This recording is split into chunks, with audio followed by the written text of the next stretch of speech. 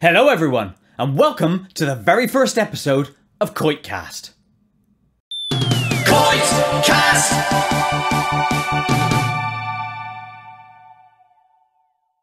Today's guest is David Firth, a well-known animator from Leeds in the UK. Now, David is well known for animations such as Salad Fingers and Burnt Face Man.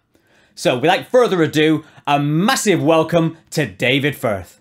How are you, mate? You alright? Yeah, pretty good, thanks. I was expecting like there'd be some like fake applause then, you know. Oh, hey, I could put that in post and I'll cut this bit out, so it will be there. I'll do sort of big fanfare music and stuff. Yeah. So I'm going to start off with an about you section. So in your own words, what's been your journey through life to get you to this point? You can be as brief or you can be as extensive as you want. So what took you from A to now?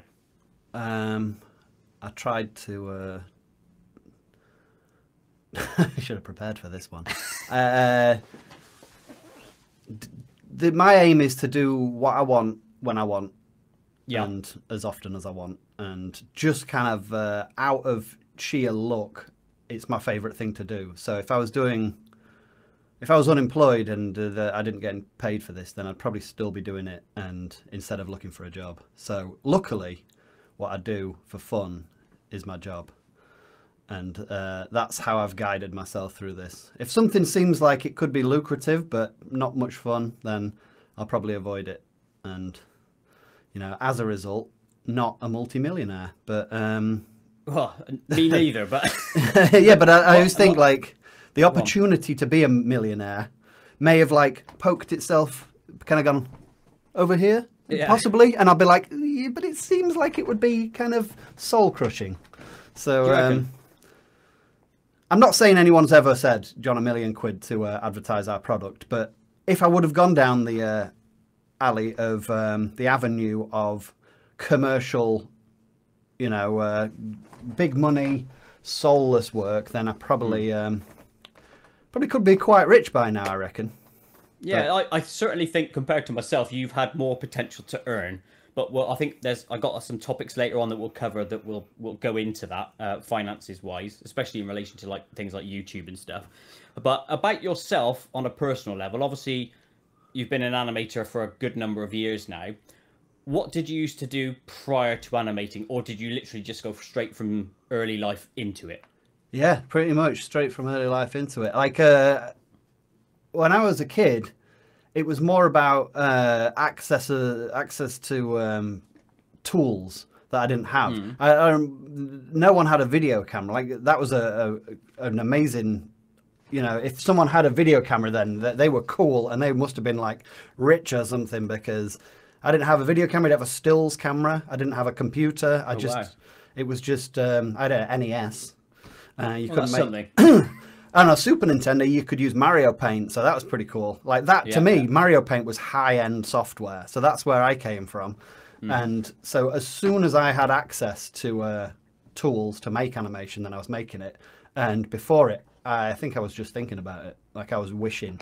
And I used to watch this TV show with Rolf Harris, Rolf's Cartoon Club, where he had little kids. I know the one you mean, yeah. Yeah, little kids would be using all these tools, making animations, and I'd just be like thinking, they must be the luckiest kids in the world. I want to make animation. So yeah, and I heard on another interview actually you said your first foray into the animation world was to do the flip books from Rolf Harris Cartoon. Yeah. I also did the same thing. I remember doing that. And great fun to be had with that at that time, to be fair. Yeah, absolutely. And then if your parents were, you know, behind this and willing to give you £2, you could have got one of those little Post-it notebooks.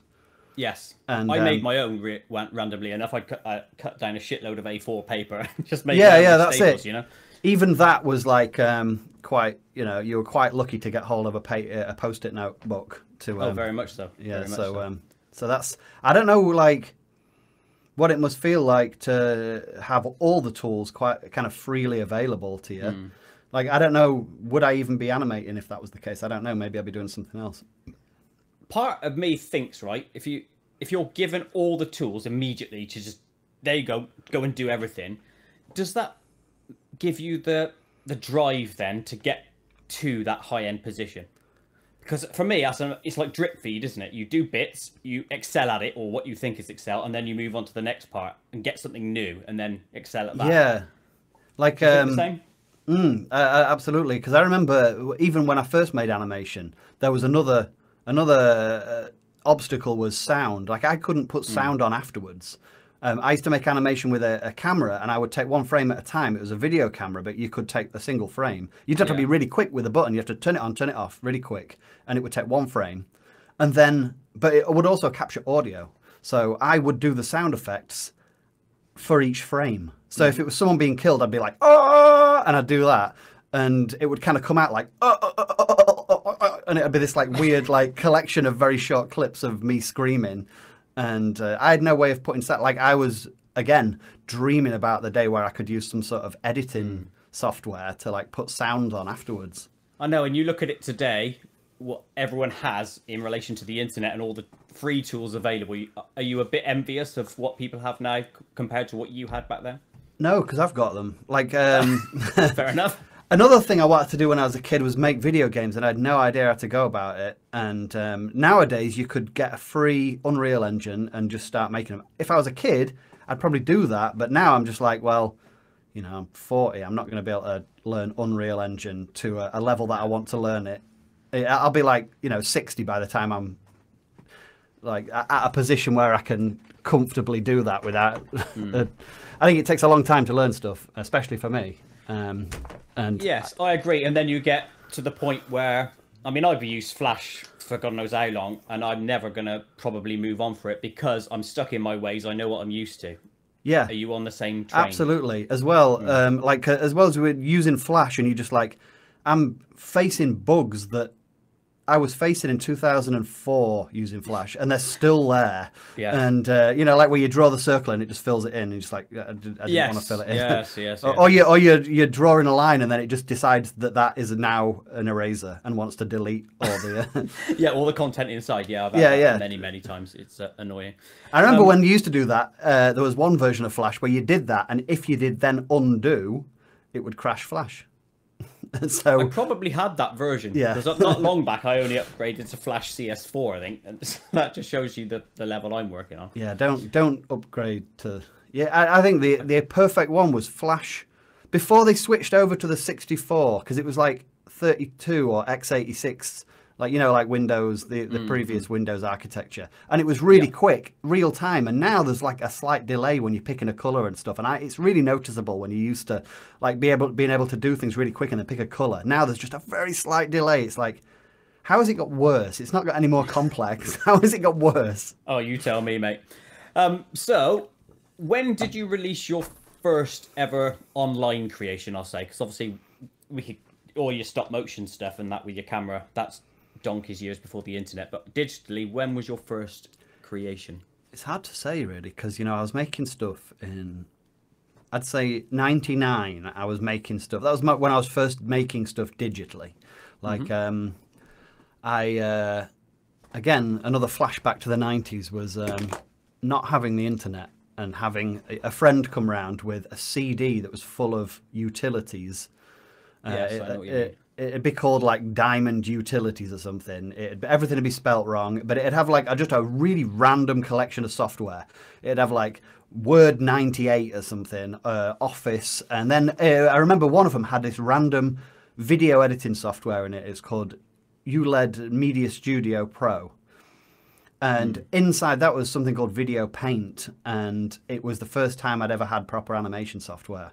And also, the whole, you could do everything with the software. It had an audio editor, and it had a video editor where you could put it all together, and a video paint, and even I think quite a rudimentary sort of like paint shop, like Photoshop paint shop type thing, all in one software. And so I made a cartoon with that in about 99, I think. And I don't remember, putting it online was kind of a bit touch and go then, because there's no like actual YouTube type site to upload it to. You had to upload it to your own web space and put it on your own website.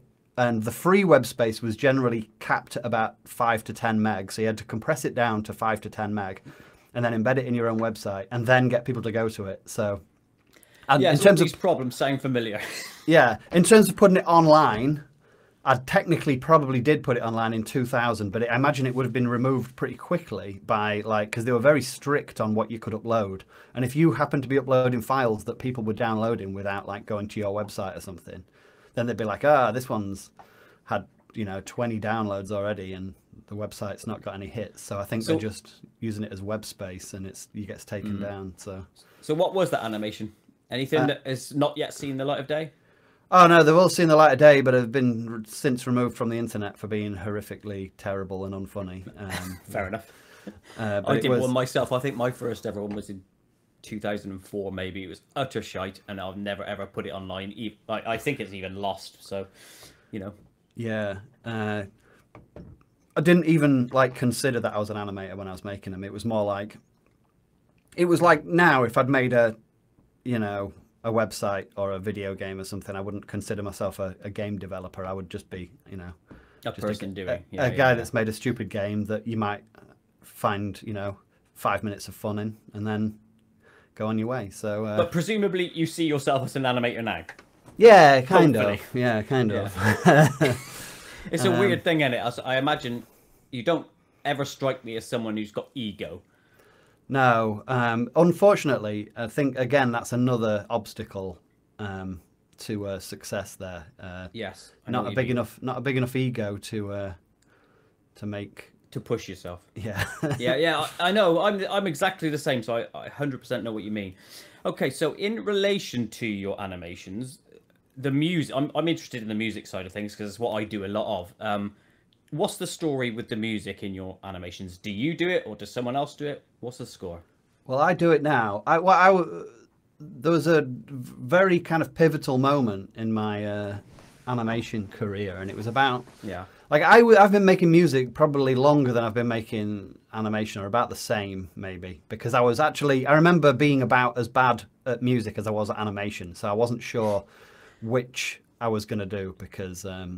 I don't have any background in music though. I didn't even do it at school. That wasn't a subject I chose at school because it always seemed to be focused on musicals, and I really hated musicals. So I just kind of moved away from that. I was like, I'd do art, but I started making music, sampling music, because I was really inspired by the Chemical Brothers and Fatboy Slim, and how they would make an entire song out of samples. So I'd be like, right, I'm going to go into my dad's CDs and dad's old records or whatever, just record bits of all of them and make songs from samples. So I started doing that, and that was just a bit of fun, but I never thought that was ever going to be a soundtrack.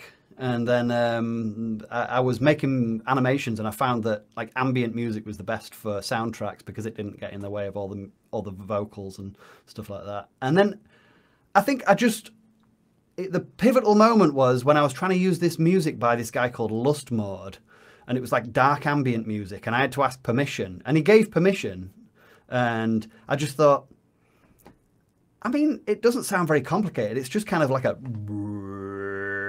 sort of dark. It's that can't be that complicated to do. It's just, and why would I be in potential legal trouble for using Brian Eno's music, which again is just a very simple kind of drone. It's surely I could create that myself somehow. So that was the pivotal moment for making ambient music. It was I could be, avoiding potential legal troubles or potential situations where I'm not able to monetize my work because it's got this very simple ambient drone in, which surely I could make my own of. So that was it. I started making my own music based on the fact that I didn't want to be in potential legal trouble, because early internet, no one gave a shit about what music you could use. You'd use Metallica if you wanted, no one would care. And then all of a sudden, content detection software started appearing, and it was oh, you're using this music, you could get sued now, or you could get it demonetized. It's well, yeah, stop that. Yeah, it's time I started making my own music, so I could. It wasn't actually monetization online because that wasn't really much of a thing back then. It was more I want to sell this on DVD eventually, and thinking that the DVD would still be around now. And I just thought it's going to be such a nightmare trying to get Brian Eno and Aphex Twin and all this to sign off on this music. And it probably is going to cost me $20 grand just to clear these samples. I might as well just try and make it myself. So yeah, and tried to make it myself. I don't think that the music I make is as powerful as what I would be using by Aphex Twin or Brian Eno, but yeah, but it is though. Because well, it is in a way. You look at your animations, right? The music so complements your visuals that they are so inextricably linked. Yeah, it could be you call it a professional musician over there making your same soundscapes. That's how good it is compared to the visuals. Well, what I always think is that with ambient music, it is actually really easy to make ambient music. I never make any like claims that there's anything technical going on. That like if I make a track like with beats and stuff, that might take me 2 weeks or something to complete it, or I keep going back to it. But an ambient track you can do in one day because it's just generally just one sound really, and it's an ambient. And you might have like a background sort of whirl, sort of drone or something. I think the difference is I don't need to go through like 15 ambient albums to find the right sound anymore. I just kind of go, oh well, that would need to be like a minor chord there. I'll just play that minor chord or whatever. And so it's much easier, it's much quicker to actually compose your own music if you've got, you know, if you've actually built, if you've got like a template that's got all the reverb and all the instrument there straight away, and you're just like, right, well, I can just compose straight into that. It's actually quite easy once you've got it set up. So yeah, no, I do things similarly in templates. It's obviously that's what we do if we want to, you know, crank out stuff quickly. So on the musical thing, there's two things linked to this. Obviously, you said you now do the music yourself, and you presumably do all the animation yourself, or have you got anyone else that contributes to your stuff at all? I will ask people. Okay, so I do have a go-to sound guy when I want to do something which has got a really nice, you know, like more a sort of richer atmosphere when it comes to sound effects. I've got a friend who does it professionally, and you know I can commission him to do that. Often I just want to put stuff out quickly, so if it's not a big release, then I'll just do it myself because I've got sound effects lying around from going back 20 years. So just there's probably enough there. And if it's just like an impact, then I'll just record it on my microphone. But so I call upon a sound guy. I actually do have there's a friend of mine who makes really beautiful piano music, and that's not something I do. And sometimes I want that, so I have, you know, collaborated with him before, although he's already made the music often, and I will just put it on my animations. But yeah, so that's another area where I will collaborate. I sometimes need voice actors that are out of my range. Like if I can do it in my range, like, then fair enough. But I'm never going to convincingly sound like a female voice, so I might as well. Obviously, you do it. It's funny. It is funny, but sometimes more to it, I think. Sometimes I don't want to hear my voice constantly. I want to hear someone else's voice. It just adds another element to it. So yeah, no, that makes sense. Especially if you've got a long animation with a shed load of different characters. Yeah, that makes sense. If I hire a voice actor, it'll be because someone is either really funny and good at delivering lines. My friend who often, you know, I will always try and get him to deliver some lines for me, and or a female voice actor. Actually, I always I kind of wish I had like an old guy on call, because there's a certain texture to an old person's voice that just I can try and fake it, but you know, it's never going to be the real thing. And there's something like if I had like a Stephen Fry just hanging around, like it'd be good. Have you not? No, I can't. No, Stephen Fry's knocking around here, like or David Attenborough or something. I don't know if he's going to be. You need some gravitas from an old guy locked in your basement. Yeah. Yeah. You have got one, haven't you? A basement. No, I don't. But if I did have a David Attenborough, I'd be. I think I'd be worried at this point. I'd be like really careful, because you know he's about 99, isn't he now? So you're gonna keep him going. That's it. He can't survive on just bread and water anymore. He has to have more nutrients. Yeah. So, in relation to your animation, then, the backgrounds, the characters, the movement, everything is you. Well, I mean, you know, sometimes I pull things from photos. That's a good. Oh yeah, that's a good thing. But yeah, that's just texture. Collage. It's just collaging, isn't it? Yeah. And now Google image search can quite easily be replaced by artificial intelligence. Have you used any? Have you? Yeah, I've been messing around with it, and the way I do it is, the way I see it is replacing stock photos. Yeah, because I hate stock photos, and I hate the companies that fill Google image search with their stock photos, so you can't find actual photos. They're all just stock photos. What I really hate is that fake stock video. Everything's always in a sunset. It's always a sunset. It's always in slow motion. It's always like a really good-looking girl getting out of a car or something in slow motion, and her hair's blowing. And I don't know, it just doesn't look real. I was looking for. Can you link me to that video? I want to have a research later on. yeah. It's just, but you see it in a lot of YouTube videos. People like fill the YouTube videos out with stock footage. With tat. Yeah, and then talk over it. Yeah. For their video essays, which everyone does these days. Yeah, sod that. Which parts of the animation process do you find the most pleasurable? Is it the music, the idea, or the actual work itself? There's so many short, enjoyable parts, and then long, drawn-out, unenjoyable parts. I'd say my favorite is the idea. I've got too many of those, and I'll never get around to animating them all. What have you got to keep them in? Just here, or a book, or pieces of paper dotted about? How'd you do it? If I've got an idea good enough, then I make sure I write it down in two places, because I'm going to lose that. Actually, what I do as well, I've got books. I've got, let's see if I can, got a book to hand. Well, they're further away than my arms can reach, so that's it. There are none in this sort of radius. And your arms don't extend that long these days, no? Yeah. Well, come on, stretch. Really. Yeah, I mean there are some, but they're about that further than my arm will reach. So, but yeah. So the idea is what really drives you, yeah. Yeah. And then when I'm looking through my books, I like to read through my old books. And then when I find an idea that I like, I just write it as a latest one. So then, like, sometimes there'll be an idea that'll appear like 5 or 6 times, and it's just because I keep finding it and thinking, oh, it's buried, so I'll write it again at the. So if you were ever to read my books, you'd be like, oh God, this guy's really repetitive. But it's only because like I know I'm going to lose it. I know I'm going to lose all my stuff. And memory, you cannot. No, there's no chance. I forgot what I did yesterday, so I'm on the same train again as you, my friend.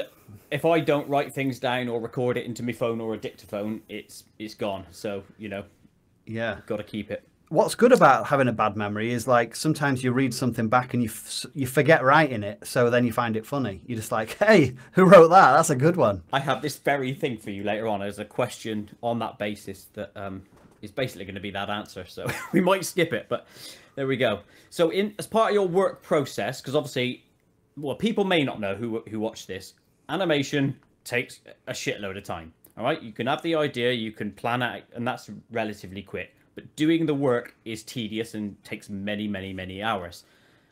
During those hours of work time, are there any podcasts or is it music that you listen to? What gets you through that process? Yeah, podcasts. It's got to be something quite boring, though. I like podcasts about new technology. I think that's quite interesting and boring at the same time. Like it'll be someone talking about some sort of quantum computer or something. I find it's background noise, and I don't fully understand it, so I don't need to engage with it, and it can just sort of like amble on in the background. Music's okay, but I find what music does is it distracts me, and I'll find it'll be like 2 hours later and I'll have opened my own music software and I'll be dicking around with something thinking, why am I doing this now? And it's because something in a song has inspired me to go back to an old song that I've made and tinker with something. So I find that if it's a subject I know nothing about, then I will be happy to just let it dribble on in the background. Again, sometimes I watch films as well, but they've got to be ones that I don't need to pay attention to. You'll have a film in the background. That is dangerous. Put a film on. Whoa. Something that I don't need to pay attention to though. It cannot be a foreign film because I'll have to keep looking over for the subtitles. Like it's got to be something like there's a certain level of film, like probably a comedy film, probably not a recent comedy film, something from like the early 80s, like Caddyshack or something. Like that is perfect because I don't need to look at it. It's not that great that I'm like, whoa, and I'm laughing. It's just kind of nice in the background. So there's a certain genre and an era of films that will work perfectly for me animating, and early 80s comedy. That surprises me on the films, because if it were me doing that, that would distract the living shit out of me. Well, that's it. It does. If you choose the wrong film, then it'll distract you. But if it's a film that's like for example, Team America was quite a good one because I don't think it's even that great. I think it's quite good. It's not as good as South Park. If it's South Park, I'll fully pay attention to the episode. But Team America, I'm just happy for it to just bubble along in the background. Especially the puke scenes. I don't want to look at those anyway. Yeah, you can get it from without even looking at it. You know, you get the gist of it. So there's a certain level. The Simpsons is fine, but then I probably will start watching it because I really like the Simpsons. Wow. So yeah, there's things you can put on in the background, but you gotta plan ahead, and I don't like paying for streaming services. So I have to find them by other means. No, fair enough.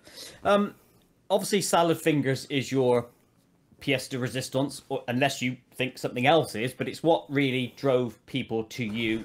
I mean, as an audience, I suppose. It was your big thing. Let's blast through basic stuff about Salad Fingers. What prompted the idea, all that shenanigans. How many episodes he's got, and then I want to know about. In fact, let's just start with that, and I'll add the other question on. So, Salad Fingers, give us a backstory on him, if you will. I try and I know that. So the phrase "salad fingers" came from it was a name given to me for when I was playing guitar once by my friend Christian. He just said, "You got salad fingers." That was it. I was I can reach for my guitar. I'm not going to play anything, but I'm going to show you. You can play something if you want. Nah, I can't. I'm not that good, but I'm more of a. But that was what I was doing. I was in a C chord. No, See, and I don't know. Maybe I was quite early to guitar at that point, so I might have been bending my fingers kind of weird. It does look very much iceberg lettucey, doesn't it? Yeah, I'm thinking that. I don't know if is that salad fingers. To me, no. that is salad fingers. It was a C chord on an acoustic guitar. Salad fingers. Has he ever claimed any royalties off you for that?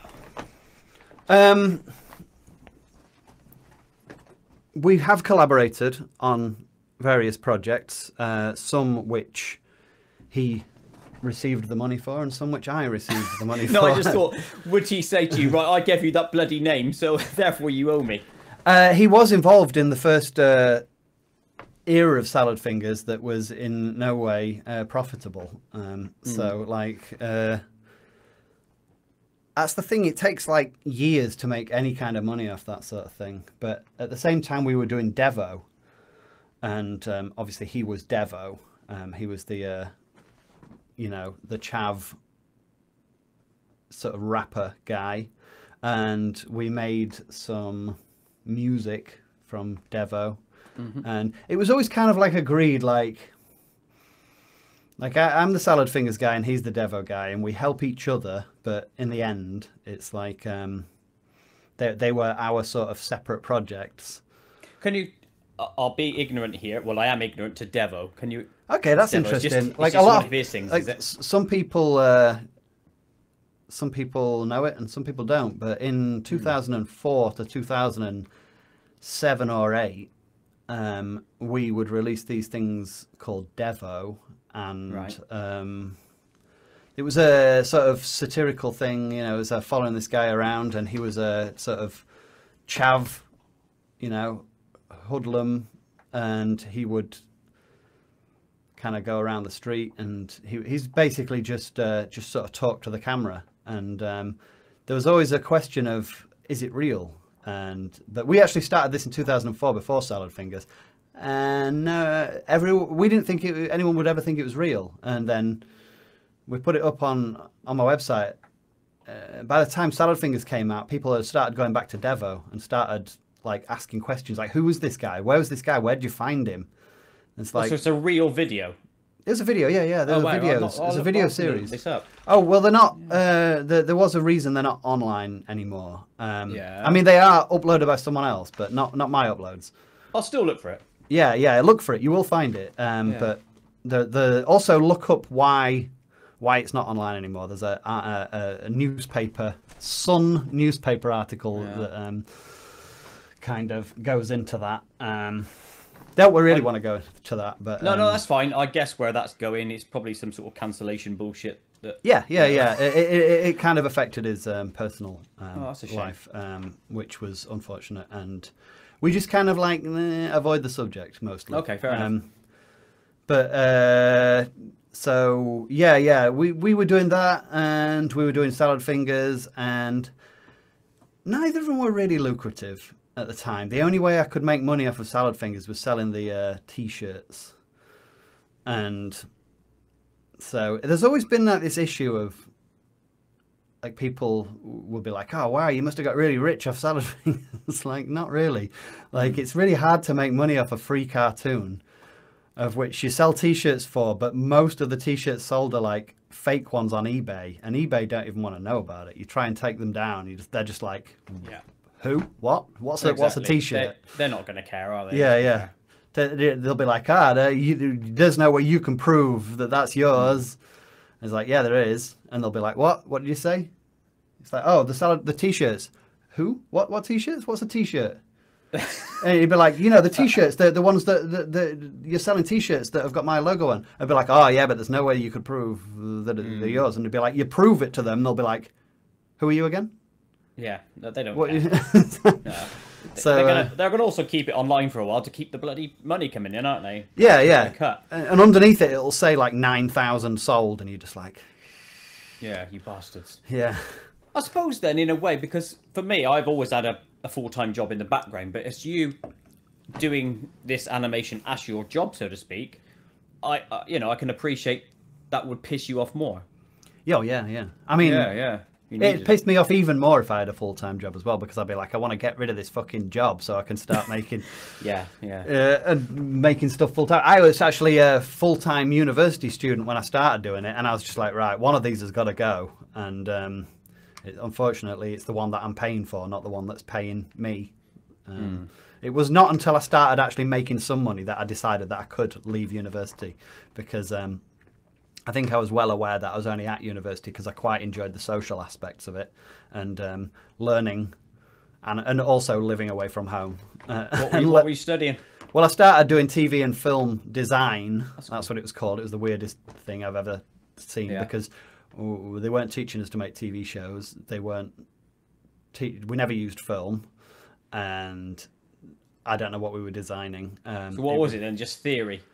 It was some weird, like, abstract art course where we had three tutors, and none of them seemed to really.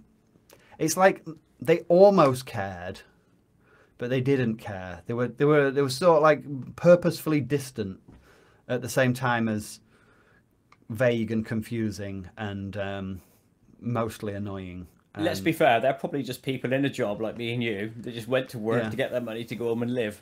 Yeah, I think That's why. I think they'd all attempted at some point in their lives to be filmmakers, and they were somewhat bitter that it hadn't worked out for them, and especially one of them who, acted like, imagine a Gordon Ramsay of film, except Gordon Ramsay's got like some of the best restaurants in the world, or some of the, he's got some Michelin star restaurants, and these guys did not have anything to back up their attitude, really.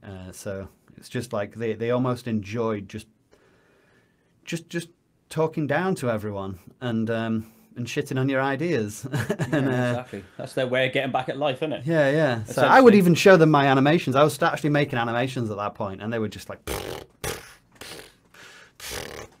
I remember the first day of term, they told us these are three things to avoid in your work. horror, comedy, and sex.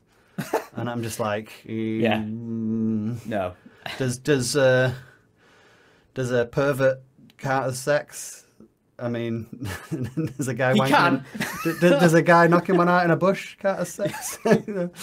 Yes. I mean, yeah, it's like, well, yeah, I don't think we're going to get along here. So I sort of went along with it just because it was, I didn't want to quit. I was actually having a lot of fun at university. I just didn't really.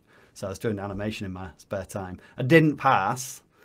And then they rang me up in the summer and said, do you want to come back? And I'll be like, can I change the course to animation? Because I was doing salad fingers at that point. I'd actually made a salad fingers already, and it was getting huge response online. And then I get this phone call saying you've failed your first year of university. You can come back and do some more work if you want over the summer. And I was just like, well, can I just change course to animation? And they were like, well, we still get money for that, so yeah, you can do. Oh, Christ. So I changed course and then... You passed that? No, I did that for about 3 months, and I was like, I need to stop this so I can make salad fingers full time, because I'm making, I'm making money, and I don't want to be spending money. So. And to be fair, then presumably you think you made the right decision. Yeah, that could have been the worst decision ever. Like, it could have been. I just look at people today who are like the biggest thing in the world, and then you haven't even heard of them like a year later. I feel like the internet was a bit, younger at that point, and internet celebrities or internet fame. I thought, well, I'm getting all the hits now, so I'll get all the hits forever. And it doesn't work like that, does it? Think of any musician you know. There's ups and downs. Yeah, but then you also think about like Aerosmith or whatever, and you just think, well, they don't even release anything ever, and they're still like really famous, and they've only got like one song that everyone knows, and it's awful. And which one's that? Everything I do. No, that's Bryan Adams. Do it for you. It's all the same though. Rock ballads. They're all. I don't like them. But they're the ones that people pay for. 19 weeks at #1. Yeah. Can't argue with that. Aerosmith. I don't know how long they were there. Is there any scene that you've made for Salad Fingers animation that's really creeped you out when you watched it back? No. Nothing. No. That's cool. See, sometimes I do stuff for mine and I watch it back and I think, Christ, that's weird.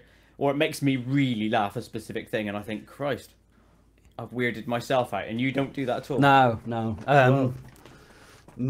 I think there are things I've done in other projects where I've just been like, that was just intentionally edgy. But I don't think I've ever done that with Salad Fingers. I think Salad Fingers is always quite innocent for me. I always see it as innocent and accidental when he does something horrible. But I don't find him creepy at all. But yeah, I'm trying to think. No, it's fair enough. That's the answer. I was watching one of those episodes the other day when he dug that chap up who was from the Great War. Yeah. I mean, you look at the visuals of that and the scenario, it's creepy as shit. But I imagine it's just the vocals and how he talks to that corpse is what makes it then not creepy, presumably. To me, that's funny. Like when he's flirting with the corpse, I agree, by the way. That's comedy. It is comedy. People like usually Americans get especially confused when something funny happens in it. They're just like, this is serious. Why was that? I remember one comment saying this one wasn't as good as the last one. It wasn't as creepy, and somehow I even found it funny. And I'm just like, it's a comedy, It's a comedy series. Like, did you not get that it was comedy before? People actually argue as well in the comments about, no, it's not funny. It's not a comedy. It's making a serious point. It's a sad tale. It's like, to me, it's comedy. Of course it is. You put on it what your intention is when you make the bloody thing. People always ascribe their intentions to your work. Intentions to your work. On a similar line then, here's a line I'll always remember, right, from one of your cartoons, which is, I had to write it down because I knew I wouldn't remember at this bloody point. You there, are you a crime in all? A crime in all? A criminal? That one from Burnt Face Man. Yeah. That is makes me laugh to this bloody day. That line, right? It's one of the only lines I think in any cartoon that I've ever watched that stayed with me. Is there any line of dialogue within your stuff that makes you laugh to this day? No, my own stuff doesn't make me laugh. That's why it's hard for me to. It does when I'm writing it. No, that's why it's really hard to edit your own work, because you're not sure if it is funny because you don't laugh, because it doesn't take you by surprise. But you know it might be clever, but clever isn't necessarily funny. And, you know, I don't really write jokes with a setup and a punchline. That's what you think, but you do, though. Well, kind of, but not in the same way where I look at, you know, like where Edinburgh Fringe Festival, they they publish the top jokes of the Edinburgh Fringe, and they're always like clever play on words sort of jokes. And I'm just like, stuff, I don't ever do anything like that. I can't think of stuff like that. And if I do, it's someone's already thought of it before then. So, you know, like I don't know if anything's funny or not. I just kind of hope it is. See, I'm not saying you're wrong, because clearly that's what's in your head, right? So that's right for you. But for me, your scripts show a clever design of comedy, yeah? Because you set something up and then twist it at the end, right? Which is a similar thing to what I do in my animations. You twist this, whatever, the subversions or whatever it's called. I can't remember the exact phrase. So when you're watching your stuff back, you never think, oh, that was bloody funny at all. Or do you never watch your stuff back? I do. I mean, I watch it back when I'm making it constantly, because mostly what I have to do is trust that it was. There is a point where I know that it's funny, and that's before I've made it. And when I've made it, all I have to do is ensure that it's coming out the way it was in my head in the first place, which there's a system of trusting that you were right in the first place, and then kind of having to go through with it all the way to the end, because a 90% finished cartoon is like nothing close to a finished cartoon. So you can't even watch it back and go, it's great so far. Like, it has to be like the final touches are what kind of make it a cartoon that works. So you have to just switch off your brain that says this is terrible. Oh, that's it. My brother trying to ring me, swine. In my early days, like, I would get halfway through a cartoon, I think this is terrible, and I would stop. Yeah. So I'm just turning my phone off. That's because I hadn't trained myself to know that it was going to work out all right. Like, you gotta have some sort of confidence in yourself that it's going to work out all right. And up until that point, I don't know. I feel like you got to do the voices pretty quickly so that the idea you don't lose the idea. So I don't know. Yeah, when I'm watching it never makes me laugh.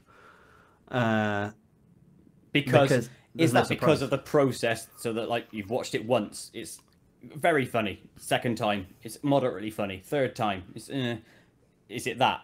Yeah, I think so.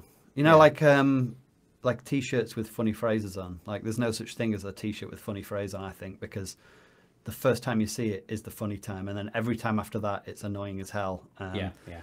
It's the same with adverts. I used to think there's no such thing as a funny advert, because the first time you see the advert, it's quite funny, and then every time after that, you're just sick of it, and you never want to see it again. And maybe I'm different from everyone else, but to me, things are only funny once, and then they're not funny anymore. I bet you there's a shitload of people out there that think exactly like you. I mean, I'm similar to you in a lot of respects, but that one I'm not, because sometimes I'll watch stuff back that I haven't seen in my stuff for ages, and then all of a sudden I get caught out by something that was really funny in there that I've forgotten. Yeah, forgetting's good. I like forgetting. That's why I really like the fact that I forget things, because then I can watch, like, you know, Simpsons episodes from the 90s, and I've forgotten like 90% of the jokes in it, and they can't take me by surprise again. So that's... Like, I can watch something of mine maybe 5 years old and I might laugh at it because I've forgotten what was in it. But because I spend so much time making something that it's really hard to forget the details of it.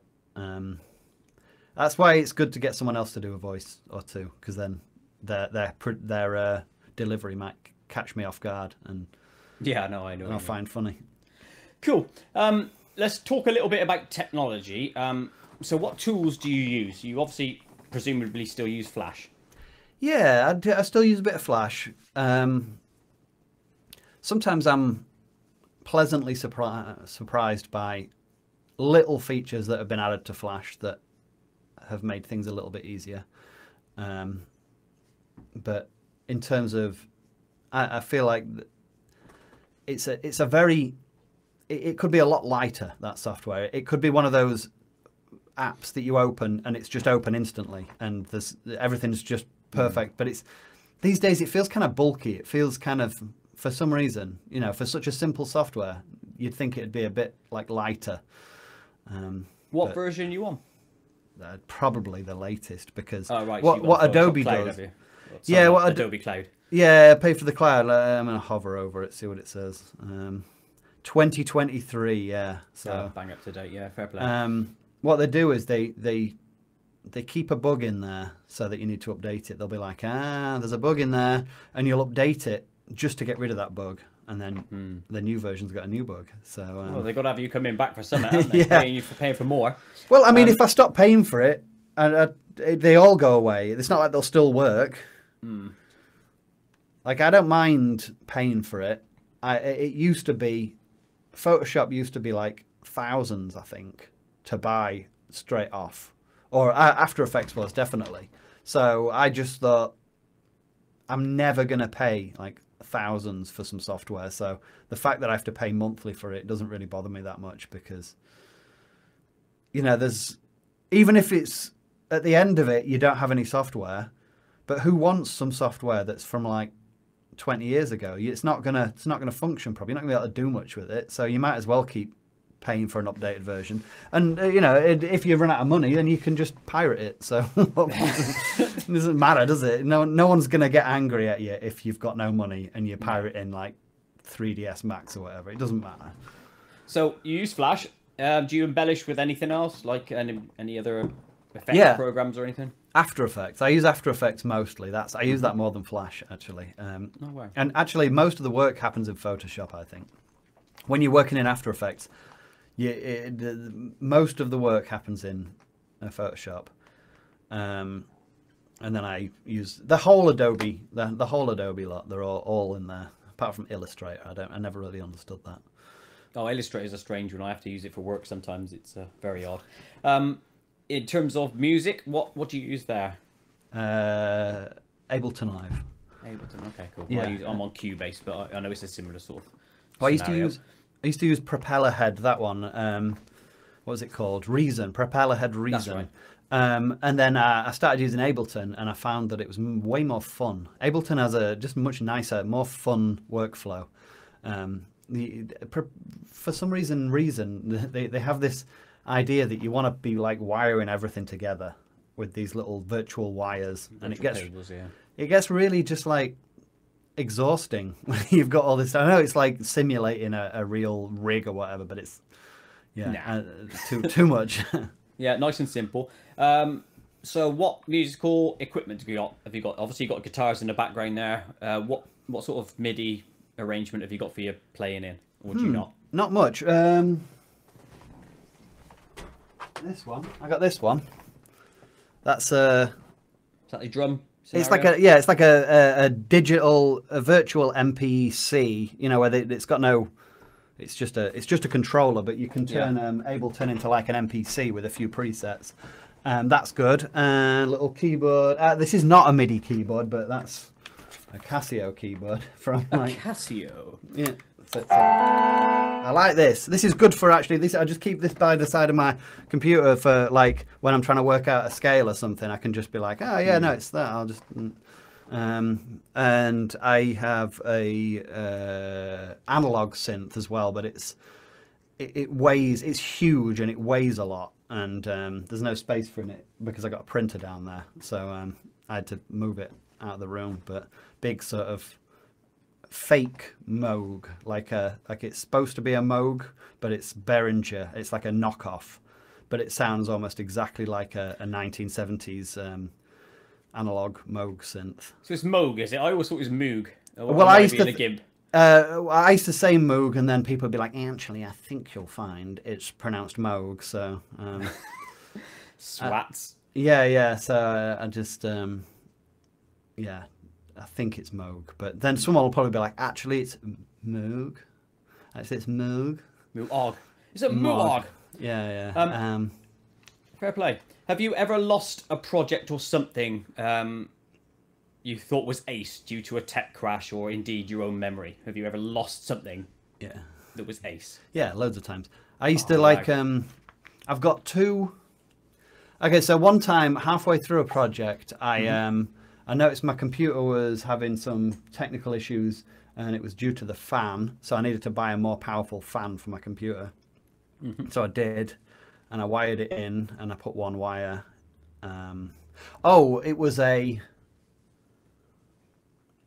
It was one of those ones where the fan is the power supply. So it wasn't the fan, it was the power supply. There wasn't enough power to power my hard drives. I had a bunch of hard drives in there, so I got a more powerful one, put it in.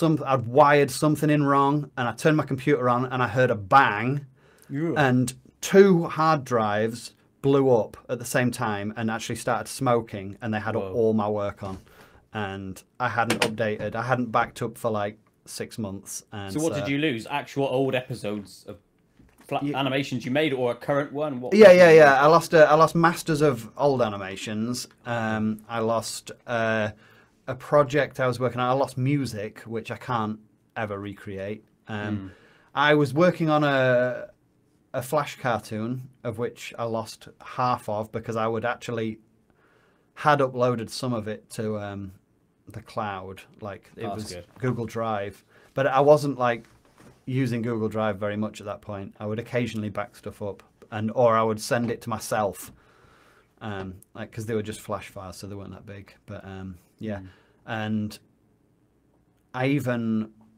sent my hard drive off to like a professional company to see if they could restore anything from it. And what they managed to do was build. They actually managed to get a list of all the contents of the hard drive, so I could see all the stuff that I lost. And then they also had. And that's all they give you. No, they gave me this. They said this is what we can do, and they gave me the contents, and then the chance that they could revive that file, and each one was like 1-2%. Oh no.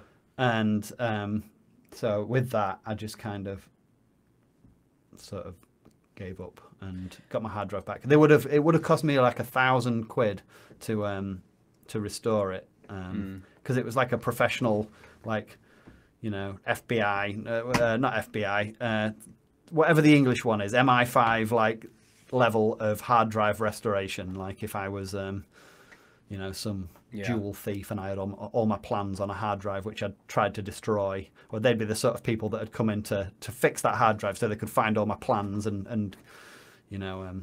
Is this a coded way of saying that you are a jewel thief? We don't know, because you know, the hard drive. I managed to successfully destroy the hard drive, so.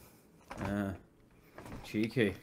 How have you improved over the years? And I know that's an almost impossible question to answer. I mean, but what extra skills have you woven into your creations when you first started to where you are now? If you look back, do you think, oh shit, that would have been better with this? Delivery, like the delivery of lines. Like I've managed to work out that like there's a certain way of capturing a tone.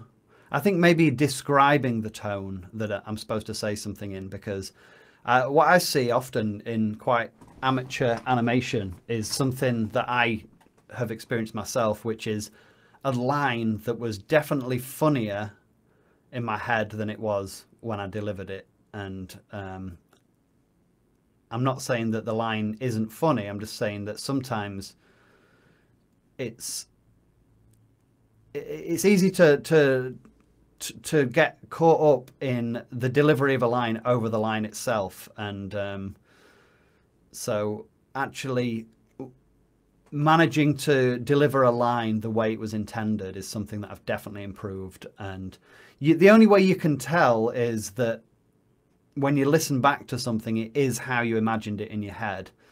And also, like, it's even harder to direct someone when you've got a specific delivery in mind, and then the delivery comes out completely different because that's been interpreted. And you just think there's only one, and when you read it, you're just like, there's only one way you could say that. But then you give it to someone else and they say it in a completely different way, and you're just like, So I think not only is it delivery of a line, but it's also writing stuff which is not dependent on a specific delivery.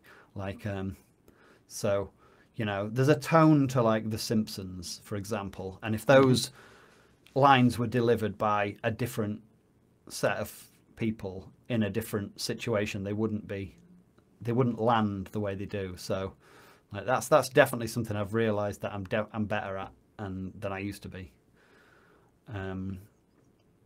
And just in general, like with animation, when you're an early animator, you don't pay attention to like positioning characters so it's easy to animate something from that position. It'll just be like, you know, if a guy's gonna pick up a telephone or something, obviously modern reference there, picking up a telephone. Does anyone even pick up a telephone anymore off a hook? But yeah. Oh yeah.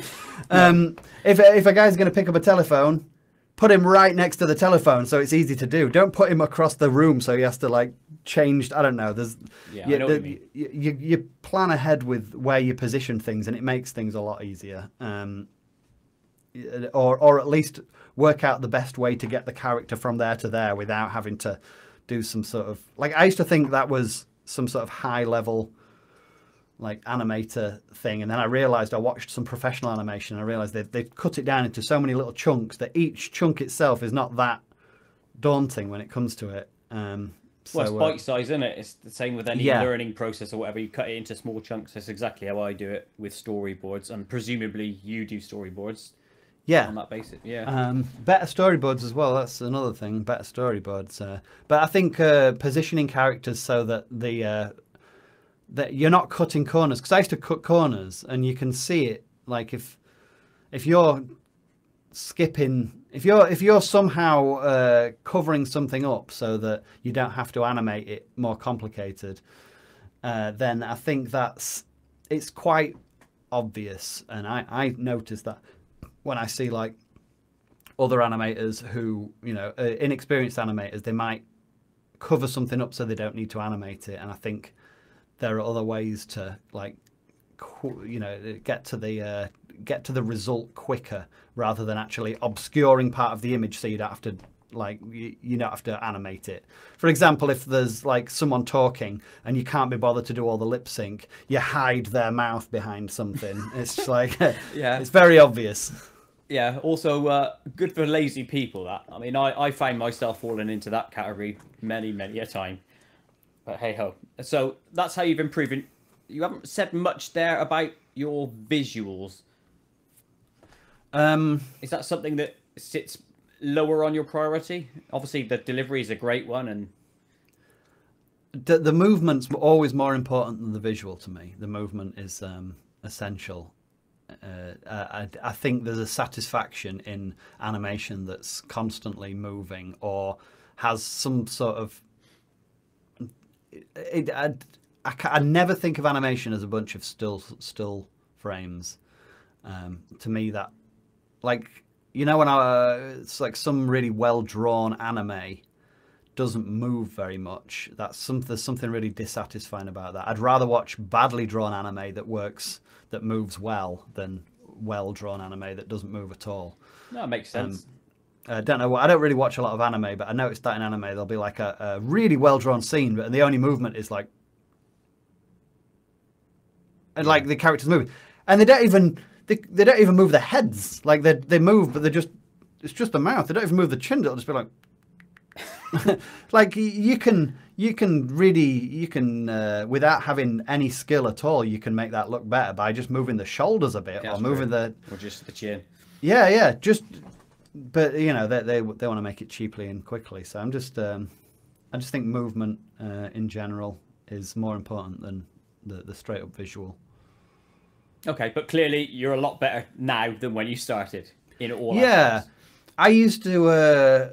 I was really inspired by South Park, the fact that they could draw something so badly and still make it funny. But at the same time, so I would make stuff that would like emulate South Park in the early days, and I'd be like, why does mine look worse? But how do you make it look bad, but in a different way? Like it looked too clean and it looked too flat when I made it. And even though South Park looked bad, there was still something kind of well composed about it. There was still, the scenes were actually well structured as well. Completely. So that was something that I didn't even realize until I started actually putting scenes together, that it's important to frame it well, and you can't just draw loads of crap stuff and put it together. But if it moves, if it constantly moves, it's forgiving in some way. If there's constant movement and it's consistent as well, then I think it's forgiving, and you can get away with a lot worse drawings if you're going to do that.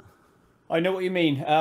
I could never say that my animation is well drawn because I am not a good artist, but I know for me it's idea, and I get by on idea alone, and maybe the songs, but I don't mean to put this as a negative on your stuff, on your early stuff, because would you say that you're a really great artist? No, not at all. I'm not good at like I can't draw people very well. I think. Me neither. But, and I don't mind. I can put them together. I've noticed that like my problem when drawing people is proportion. Like I draw it very badly at first, and then I have to go over it again and be like, I can see what's wrong with it, but just drawing a person, like a character, a figure, to me is however many times I've done it, I never seem to get any better at it. I still draw figures quite badly, like a cave painting. And sometimes I actually look at cave paintings and I think, they're still better at drawing figures than me, so. But that's not an issue if you draw everything in tiny little bits, because I can make a head look really good if I go into Photoshop and move the eyes around. But the first time I draw it, it's going to look bad. And in terms of cartoon style, I don't really draw that very well. So I think there's a way of, I definitely have improved in that sense, because I used to just draw hands as just like little circles, like little semicircles. I just, I just thought, well, South Park does it. They get away with it. That was my I refer back to your, this is not a dig in any way, shape or form. What I'm saying is your first salad fingers, right? It was very basic. The idea is amazing, but your animation was, it's better than mine now, but it's like that. And now I look at your ones now, and they're like 50 times better, aren't they? Yeah. So much smoother. I used to think that like having every element separate, like this is a problem with Flash as well. Like I think this is much easier in After Effects. If you've got all these, this bit's separate and this bit's separate and this bit's separate. The problem is when you want the character's hand to be there, how do you do that? Because this has changed. It's 3D, so this has actually been skewed. So, like it used to just be like everything used to be like that, and it'd be like if someone was holding something, they'd be up there, and then if they needed to go over there, then they'd have to be like that. And so yeah, I know what you mean. So what I realized is like it is so much easier rather than trying to like change the shape of that. It's so much easier to just draw the in-betweens. Yes. And then go to the result, but at the time I didn't even realize like that was a thing. I just thought it didn't occur to me that you could take this out of the frame a few times, like have a few frames and then draw it later, and then just like sketch the in between bit. I just did not occur to me at all. I just thought everything had to be on a path, like a Flash tween. I know exactly what you mean. I've been through that same pain myself, and it'd be interested in a way if there was some sort of like guide for new people who come across Flash, so that they could take all that pain away straight away with tips from people like yourself and me. Well, I think most people don't animate in chunks, like they don't construct a body in chunks the way I do. They actually just draw in poses because they're probably better at drawing poses. I'm not very good at drawing poses, so yeah. No, me neither. That's the thing. Go on, sorry. I was going to say when you get inspired by South Park, you just kind of look at what they do and kind of go, well, that's all I even, if I could make it look half as good as they do and it looks bad, then I'm all right. And so And then it comes to a moment when you realize that it would be so much more effective if I could just like have a free movement rather than one being stuck to this rigid kind of like puppet format.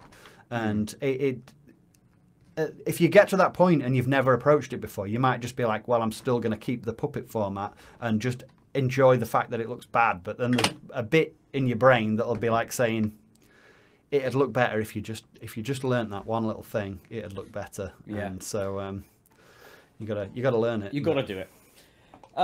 Let's move on to just a little bit about fans.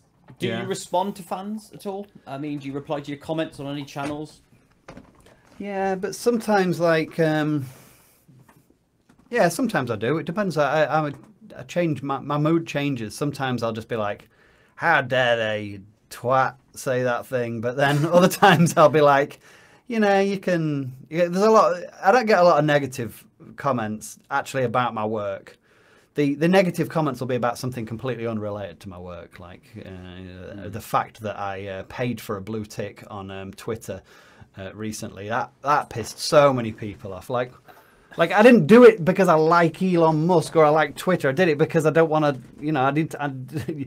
I advertise on Twitter. I gotta be visible, and Anyway, I'm not happy about it at all, and I wish I didn't have to buy it, but I did, and I don't know if it's benefiting me in any way. But but the amount of people who they'll just be like they hate me now because I did that, and that's.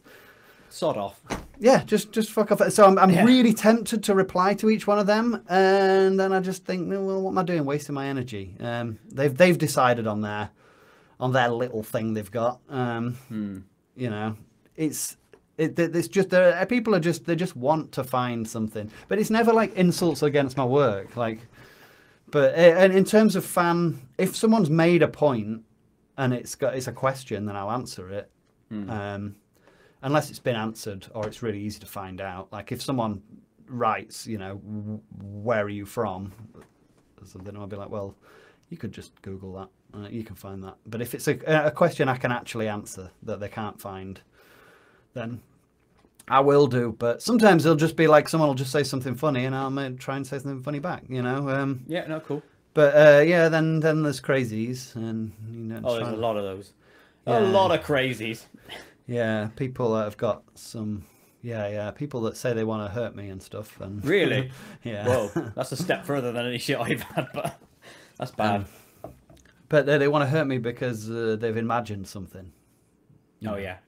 Don't reply to any of that shit. Yeah, you don't reply to that. No fuel to that fire.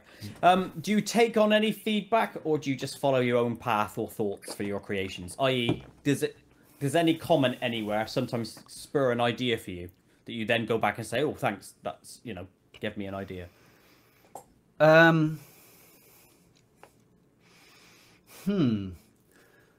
Kind of. Not in my creative, like, my own world. There's, like, stuff that I do that's in my world, like Salad Fingers, and there's no feedback to be had there, really, because it's, like, all I'm doing is I'm exploring my own mind, really, and no one else is in there, so they couldn't really correct. They'd be like, actually, I don't think this is in his character. Like, someone might say, oh, this is a bit out of character for Salad Fingers. Oh, sort off. And it's just like, well, he's my character. I just haven't got to this part of him yet. But in terms of like those animations where I mess with like the news, sometimes I do one where I take often a world leader or a monarch or something, and then I use AI to change the mouth and do a new voice. Someone might be like, oh, you should do one for Xi Jinping or something, talking to that guy. And actually someone said you should do one talking to that guy in Parliament or whatever. It was the Chinese equivalent of Parliament, where they took that guy out and, they ejected him. And someone suggested that. So I did it, and it was a successful video. I think a few people suggested it, so if there's one person thinking they should get credit for that, then you can share it with the other like 20 people who suggested it. But it was a good suggestion. I took it on. So occasionally I will take a suggestion like that. But when it comes to ideas for Salad Fingers, then not really. It's very unlikely that someone will suggest something that I want to use. Basically, you're saying that they can't out-weird you. Well, they can try, and sometimes they can. Sometimes they can, but then to me, it just comes across as illegible. And I have attempted, like, I have asked ChatGPT to give me like 10 new premises for Salad Fingers episodes, and it can't. It just can't. It tries, but all it can really do is give me sort of like cliched. I mean, all it's doing is looking at text that exists already, and I'm not really interested in ideas that exist already. So I'm more interested in ideas that, like, once ChatGPT starts to be able to train on stuff that's inside here, like once they work, there'll be like some modern version where it's like, what we've done now is we're training it on your head. We've sucked all the information out of everyone's head on Earth, and we're training it on that. Then maybe you'll get some more interesting ideas, but at the moment it kind of feels like bad fan fiction when you ask it for. It'll be like, write me a new episode of Salad Fingers. It'll be like, okay, Salad Fingers goes to a haunted theme park or something. You just be like, Salad Fingers. Yeah, it'll just like horror cliches. So I'm sure there are people that could write great ideas for Salad Fingers, but you don't want that. You don't want anyone taking your credit anyway. I imagine. Well, what I see is, you see like there's some really talented writers in Hollywood. Imagine if you'd created Breaking Bad and then you asked someone to write you a script, and some of those scripts in Breaking Bad are great, and you just think, well, the original guy didn't write all of them. So like, there's clearly great talent. And I used to think that about like The Simpsons as well. Like, they've had like 130 writers or something. It's like, how is there 130 people who can? It just feels like one person's sort of like humor, but there's so many people that you can find that can also do that humor. It's like, what if there was a big budget in Salad Fingers? Is it possible I could find like all these people that could think of the same sort of ideas? Is there another you out there? Yeah, there's probably loads. Yeah. But they're not giving it away for free. No, certainly not. You mentioned the news hasn't happened yet, and it was a question I actually written down for the tech section, which was, it's a different style to your standard animations, obviously, because it's live video animations. Yeah. Easier or harder than Flash stuff? Harder.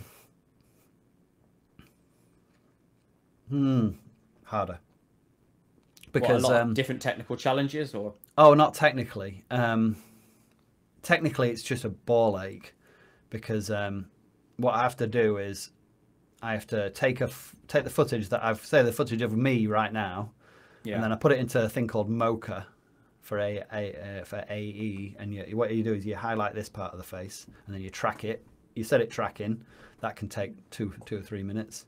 And then what you have to do is then bring your footage in, and you have to stabilize it, and that'll take 2 or 3 minutes. And then you have to save that, and then bring it back in, and then there's just so many like processes in there that, and then the actual tough part of that is getting the color. Like, I know my face is not, it's not the same color, and then there'll be a shadow here or something on the actor that I'm putting it on. So I have to create that shadow for every, I've got to track it, and there's just a lot of like, and also at the same time, unlike Flash, you can't just press play and it plays. You have to press play, and then it'll be like building. Yeah, frustration, no doubt. What I love about Flash is it plays back instantly. Like, there's no rendering or anything; it just plays, so you can see what you've drawn straight away and what you need to change. So that's the only thing is it's really time consuming editing video compared to drawing in Flash. But also at the same time, it seems like it's something I can do quicker if I want to. But I don't know. It's hard when you do it. When you're not doing it, it seems like it would be easier. But when you're doing it, it's not. Everything's the easiest. The easiest thing is always the thing you're not doing, I've found. The other thing. Yeah. It's like, oh, it's all right. I'm writing it now, but the easy bit starts soon because I'm just going to storyboard it. And then the storyboard is like, hate storyboarding, but the easy bit's coming because then I get to draw it. And it's always the easy bit. It's always the bit that's in front of you. Yeah. But in terms of writing it, it's probably harder because, everyone's tried to make fun of the news before. So that's fair. It's something I've never touched on.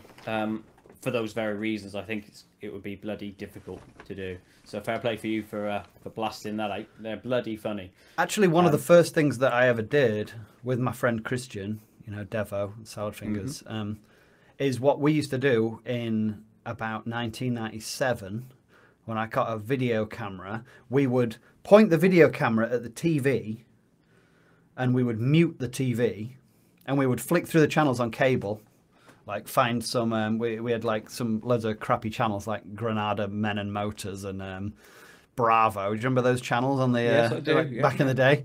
And we'd just find some old crap and we would just dub it in real time using our own voices. It'd be like, okay, I'm the woman, you're the man, let's go. And then we'd just press record and we would come up with a new soundtrack for it. And that is basically the start of my obsession with like redubbing things. Like that was, it all started there. And You've obviously then watched Whose Line Is It Anyway, because they do that thing, don't they? That was where the idea came from, I think, because around the time they had a thing called film dub, and it was just, and that's probably what inspired us to do it back in the 90s. Yeah, I think it's a quality idea, whoever does it, and I think you do it very well. Oh, and Adam and Joe show, they had they had the thing where they would cut their mouths out and put it on Star Wars characters. That's right. And they would make really stupid little Star Wars sketches. And they were always really good as well. I know, I enjoyed those, especially me as a Star Wars fan. Yeah, I love that sort of shit. Bit on the current state of affairs. I love that you don't shy away from like weird shit and swearing. I do the same thing, right? Love swearing. Do you have anything to say on that? You love swearing. Love swearing. I have no intention of saying something that... I think swearing's powerful. I'm not interested in taboo words. Like, I don't feel like, oh, right, you're not allowed to say this word, so I'm going to say it a bunch. I don't think you're not allowed to say the F word. I just think it's quite funny when you make someone like King Charles say it. What was the other one? The other thing? Swearing and whatever? Weird shit. Weird shit. Yeah, weird shit's great. I like it when it's unexpected. I like it when things suddenly go... like a darkness is revealed from something that didn't seem too dark in the first place. For example, like Don't Hug Me, I'm Scared. You know, the first one where they cut into the cake and then it's like all guts inside the cake. I really like that kind of contrast. Like the niceness of the same thing. I know that one. Yeah, the niceness of the cake and then all of a sudden it's blood and guts. Like that's gross, to me that it gives me a little nice feeling, like a nice little. Because it's not nasty. It's not like I will also watch like a lot of horror films and I don't get the nice feeling. Like you've seen the film Antichrist. Have you seen that film? I probably have, but it doesn't ring a bell because my memory's shit. So. Okay, you don't forget this bit. If you've seen this film, you don't forget it. Willem Dafoe, right? And Charlotte Gainsbourg, I think it is. Yeah. They go to the woods and then. You know, because they've whatever. Yeah, I don't want to spoil it, but there's some chopping that happens. There's some chopping. There's some scissors, and there's some down chopping there. Yeah, chopping. Okay, you wouldn't forget that. When I saw that film, I didn't get that nice warm. This is weird and horrible and fucked up. I got kind of like a no, I don't like this sort of feeling. Like so. There's a fine line, and I think there's humor. I think humor needs to be involved. And if humour isn't involved, then can be quite sickening. I don't know. It's really hard to tell what I like and what I don't, because on paper you'd think I'd like that. And I watched that film and I really didn't like it, and I was happy when it ended. Well, what you're looking for, I'm just guessing on this. You're looking for the reaction. So I'll give you an example, right? A lot of my stuff is just done so I can I'm sending you in this direction, but I actually take you in that direction, and I'm looking for that shock for you and the what the shit moment. Is that the same for you there? I don't know. I'm not really that interested in what people are going to think of it. I just want to sometimes I think I'm just trying to recreate a feeling that I got when I was a kid, when you had your guts cake. Yeah, the guts cake. Another one I remember like distinctively when I was a kid. I went into this shop. There used to be a shop in Doncaster, and they used to sell video games, like import video games. I used to love those shops. Like they would be full of like weird stuff from Japan and America, import games and nerdy stuff. Yeah. And you could watch, like, there was an arcade machine. There was 2 or 3 arcade machines in there. You could watch other kids play them, the kids that had enough money to play on the arcade machines. And there's one kid playing Mortal Kombat, and I'd never seen it before. And he did the death move where one guy just pulled another guy's head off, and there was like this, the spine was like wiggling around. Yeah. And I remember just seeing that, and it just did something to me, like the feeling that, like, it was like, it's very different from watching someone get hurt, because there's no, you don't feel bad because it's not real, and it doesn't seem that real, but it's really powerful and exciting and kind of funny at the same time. It was kind of funny how the spine was sort of wiggling around when he pulled the head off, and that I don't know, that did something to me. And did you make that like creepy little sound, like ooh? Yeah, that serial killer sound? I love that. Moving on from that scenario about weird shit, obviously that relates to today's environment, especially in relation to censorship. Presumably, you were hit by the adpocalypse on YouTube. I massively was. Yeah, and it's really hard to tell who. You know, it's interesting because people will be like, YouTube, fucking YouTube, ruining it for everyone. And then you just think, well, they're not doing it. I mean, it's not them. They don't mind. It's the advertisers that mind. So it's like advertisers ruining it for everyone. And you go, well, now the advertisers don't give a shit. They just want money. So who's ruining it for the advertisers? And you realise it's people.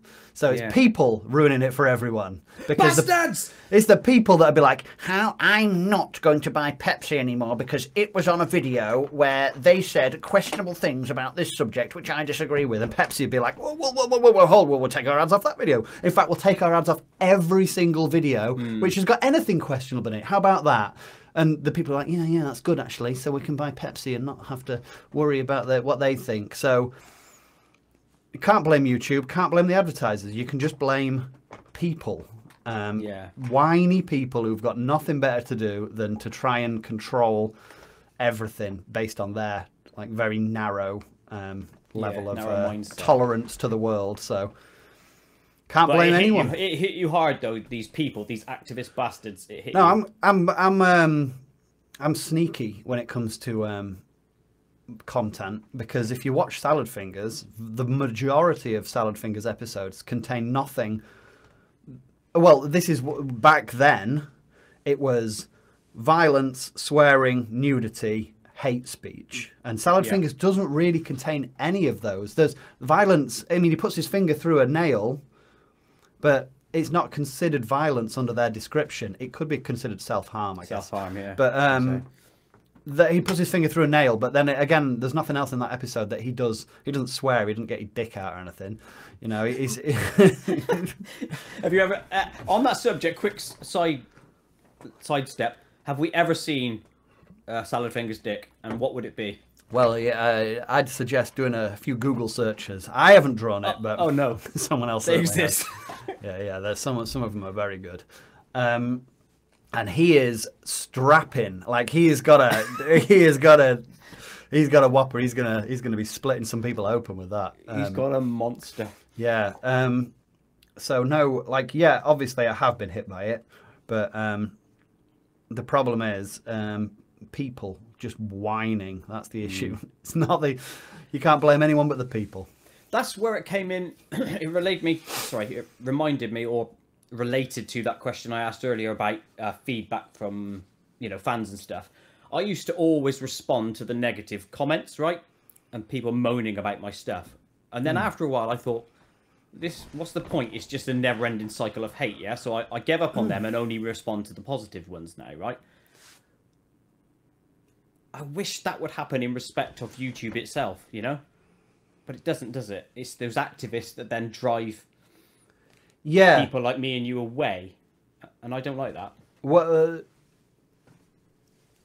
going back I don't know to what I was trying to get at, but going back to negative, I see what you mean. Like the negativity is what drives companies to make a change rather than positivity. And I was going to say on on the subject of negative comments, if I see lots of negative comments on a video that I've made, then it means that it's broken out of my sort of fan base and it's gone into a different, in more of a mainstream exposure. So to me, that's a very positive thing. On my Instagram, I've got one video where I edited, what's he called, Prince Philip's voice, and he's just he's there. There's a kid. It's basically what I did was I edited it to say exactly what he was saying, just a little bit stronger. And he's looking at kids' artwork and he's like, why, you know, he's a fucking idiot, this kid. Why can't he write properly or whatever?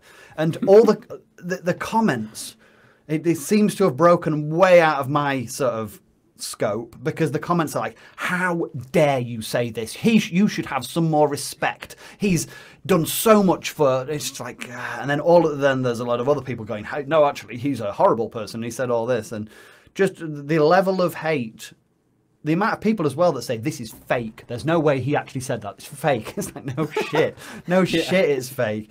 But it just shows. And I was looking at it yesterday, I was thinking, I don't want to respond to any of these people. And I don't like being insulted like this. But this has clearly got some reach to it. If people need to point out that it's fake, it's one of my videos. Like it's definitely not my fan base here talking. So there's something positive about negative comments, and that's you've broken away from your own. Unless they're actually your fans and you've pissed them off, then yeah, try not to do that. Yeah, they shouldn't be pissed off if they've, you know, unless you've changed direction suddenly. No, fair play. Which platform has been the most successful for you, do you think? YouTube, really, but that's just because I've been there the longest. But it's amazing how much success you can have in a short amount of time on TikTok if you play the algorithm right. It's the problem is that it doesn't actually translate to any real world success. Like, I uploaded a clip from my new video, my previous cartoon. It was called Plastic Hand. On YouTube, it sits at 270,000 or something. But I put one clip of that on TikTok and it got 5.5 million views. Whoa. So 5.5 million people have seen a very small part of that cartoon. And I don't know if any of them went on to look for the whole cartoon. But it's weird because 5.5 million views should be, you should be on bloody Graham Norton or something with that kind of exposure. No change in the real world at all for me. Like, I remember back in 2004 or something, you got 5,000 views and you'd have, like, the local papers ringing you up. And you'd have, like, people would be talking about you. Today, 5 million views and everyone's just like, gone past it. Didn't even get a single email saying, oh, I saw you on TikTok today. 5.4 million people saw it and not one person emailed me to say, like, back in the day, I would have had, like, a whole inbox if it was 10,000 views. Yeah. So it's like you get all these views, but it doesn't translate to anything in the real world. So TikTok, not worth it then?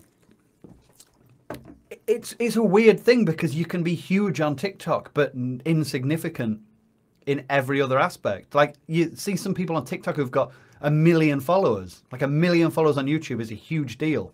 But on TikTok, then you click their Instagram and they've got like 3,000 or something. You think, it really is self-contained, and it's very entertaining. I got to say, it's quite entertaining to flick through TikTok. But I've kind of avoided TikTok because I think it's basically Chinese spyware, and so I've never wanted to go on it. Should I? Here's the thing. The difference between Twitter and TikTok right now, because Twitter has installed a For You page on, and they got that from TikTok, or at least I think TikTok invented the For You page. And what it does is it's an algorithm that watches it doesn't watch what you like or what you click or what you follow. It just watches what you stay on. If you flick through videos on TikTok, and this is interesting because when you first install TikTok, you're going to get the worst garbage you've ever seen. Kids with that like broccoli haircut, saying bro a lot and talking like gangsters and all that crap. Yeah, that is crap. But when I open TikTok, I get stuff about old technology, recipes and stuff. Like stuff, basically, you just flick through and it pays attention. Like, it really pays attention. If you flick past something, it kind of assumes that you're not interested. and then it might try again. But if you flick past every video except ones that contain ice cream, it will notice and it'll keep giving you ice cream videos. And it just kind of builds up a profile on you over time. The Chinese spyware thing, I think, honestly, I think that might be propaganda, because all of these social media apps gather data on you, and I don't think TikTok is any worse than any of them. I think they're all the same, but I think it is propaganda, because TikTok doesn't censor in the same way that YouTube and Instagram do. So, you know, the government, I think American government, are especially annoyed at TikTok because they don't censor and they don't deliver the same sort of like streamlined overall message. You can find things that the government might not want you. I don't know. It almost seems like a conspiracy theory, but someone demonstrated that if you searched for like on Google or on YouTube for like what's going on in France right now, you know, like all the rioting, you got very, very little. You know, you didn't get a lot about there. But if you search for it on TikTok, you get on the street look at what's actually going on, and it's really quite striking, the difference. And I just think that's one example.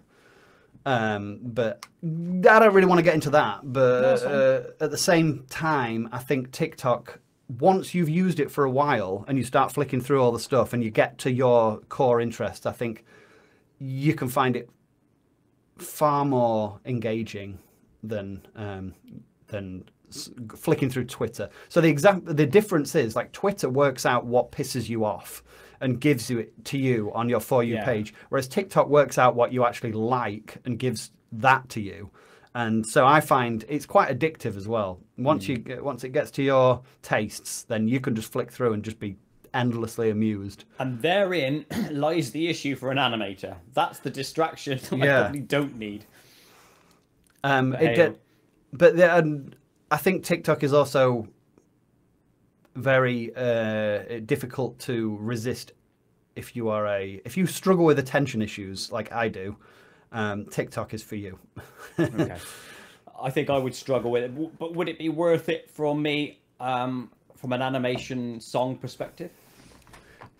Putting your own stuff on TikTok is like there's a learning curve to it, and you've got to realize that it's an attention economy, and if you've even like 5 seconds of context at the start of a video can be removed, like from an animator's perspective, then that ruins the skit or whatever. Say you've got a thing that you've made, but then you will see other people upload your video with that removed and without the bit that you like, yet everyone's going for it, and you just think, what's going on? Why do people skip past it? It needs to get straight to the point, like straight to the point.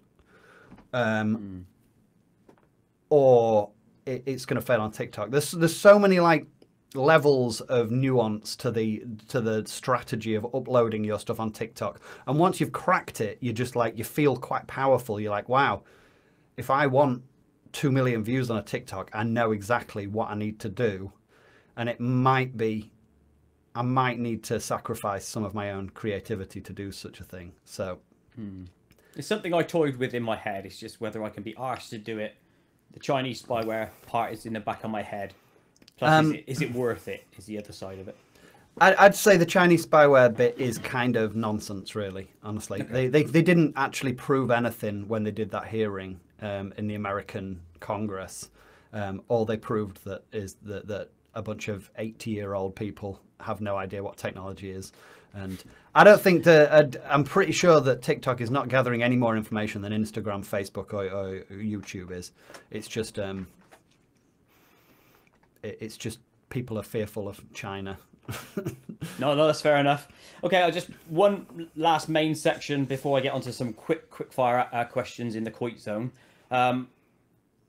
What else would you say you're really good at? I.e., if you hadn't hit animation, what direction could you have gone? I'm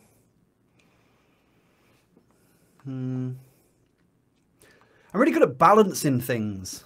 Like I can like balance things on my nose. Yeah. Yeah. Begin with your guitar. No, don't.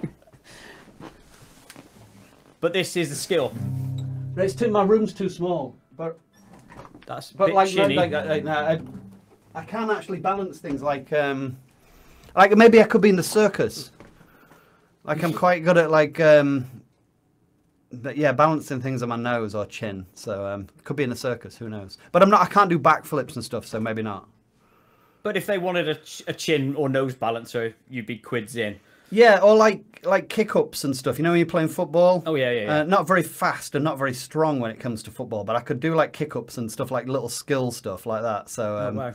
maybe some sort of stupid little balancing thing. Maybe I could be in...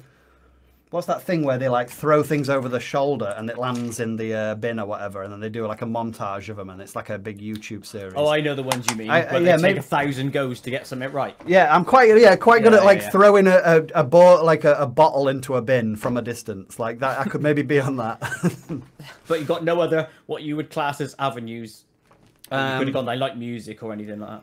No, I'm not good enough at music. Like I've been doing music for as long as I've been doing animation, and I haven't improved at the same rate. And I haven't, like, I just can't. It's just different. It's like I know that I can do music, but I don't think that I can change. Like I don't think I can do music that's different from everyone else.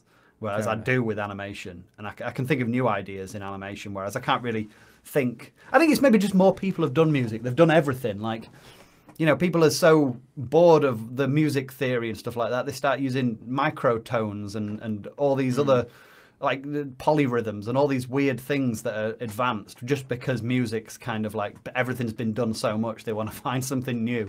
So yeah. I don't think music. No. No, fair enough. See, for me, it's the other way around. Potentiality with music, I got so much more room to grow. With animation, I think there's a ceiling, and I'm almost down in terms of my skill. I think it's with animation. I just walk through life, and I'll be like, well, there's I could take that and I could put that in an animation. You know, just a little scenario that's happened or a little thought I've had. Whereas in music, I don't walk through life going, that confrontation I just had, I could turn that into some music. Like, and I never think that. That fear I just had, I could turn that into some music. Because if I did, I'd just be like, well, I bet someone's done that much better. And yeah, I think it's just that more people do music. Honestly, I've always thought that like not that many people do animation, so there's so much more to do. No, that's fair. That is also very, very true. A really big sidestep here, or segue, supernatural. Do you have any stories, any weird shit that's happened to you? No.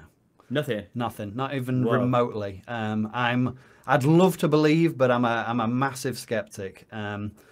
I'm more inclined to believe in extraterrestrials than I am in like spiritual stuff. Which was my next question: UFOs and aliens, yes or no? Love it, I love it, but I'm you know that one piece of footage from the U.S. Army or whatever where they're tracking that device, the Tic Tacs and that. Yeah.